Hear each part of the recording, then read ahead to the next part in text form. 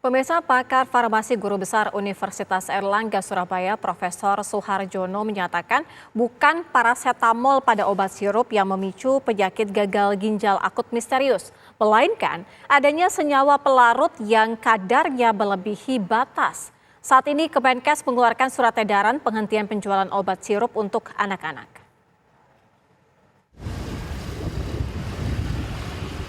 Pakar farmasi Guru Besar Universitas Airlangga Surabaya, Profesor Suharjono menyatakan penggunaan senyawa etilen glikol dan dietilen glikol sebagai pelarut dalam obat parasetamol sirup berbahaya bila kadarnya melebihi ambang batas yang ditentukan.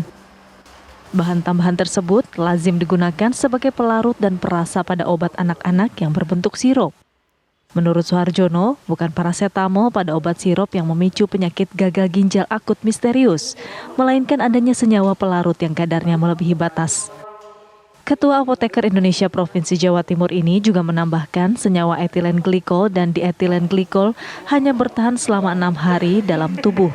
Untuk menghilangkannya, pasien harus banyak minum air. Angka kasus kematian akibat penyakit gagal ginjal akut misterius di Provinsi Jawa Timur sejak Januari 2022 mencapai 24 pasien. Ini kan sebenarnya campuran ini kan sudah lama. Ini kok baru ditemukan sekarang ini? Apakah pemerintah ini lambat atau seperti apa? Nggak, saya kira bukan lambat. Memang kasus-kasus yang lama itu tidak ada. Ini kan kebetulan kasus terjadi di Gambia ya kan, ya, di mana di Afrika ya. Lalu ini kok ternyata data yang masuk di rumah sakit ya, di rumah sakit besar itu di seluruh Indonesia itu lumayan banyak, mulai Januari 2022 kalau ya. Datanya sampai sekarang kan sudah 200-an lebih, dan angka kematian daripada anak-anak ya. Kenapa kok anak-anak banyak? Karena ya anak-anak kan umumnya menggunakan sirup, kalau orang dewasa kan tablet.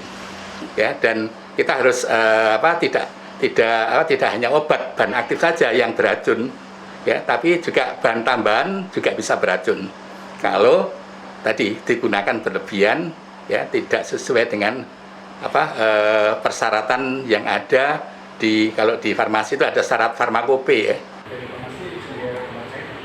Sejak dikeluarkannya surat edaran Kemenkes soal penghentian penjualan obat sirup, PD Farmasi Ciremai Kota Cirebon sudah menghentikan penjualan obat-obatan dalam bentuk cair atau sirup.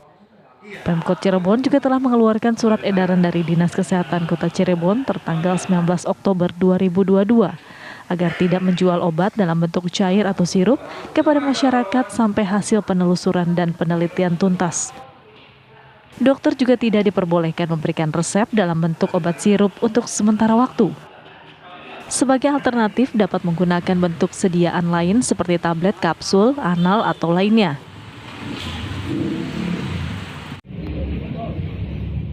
Sementara itu, Kepolisian Polres Bogor melakukan inspeksi mendadak ke sejumlah apotek atau toko obat di Kabupaten Bogor. Inspeksi ini untuk memastikan bahwa apotek di Bogor sudah tidak lagi menjual obat sirup anak yang mengandung jenis obat yang diduga menjadi penyebab penyakit gagal ginjal akut pada anak. Sejumlah apotek dan toko obat akhirnya memasang pengumuman tidak lagi menjual obat berjenis sirup untuk anak-anak. Tim TV One mengabarkan.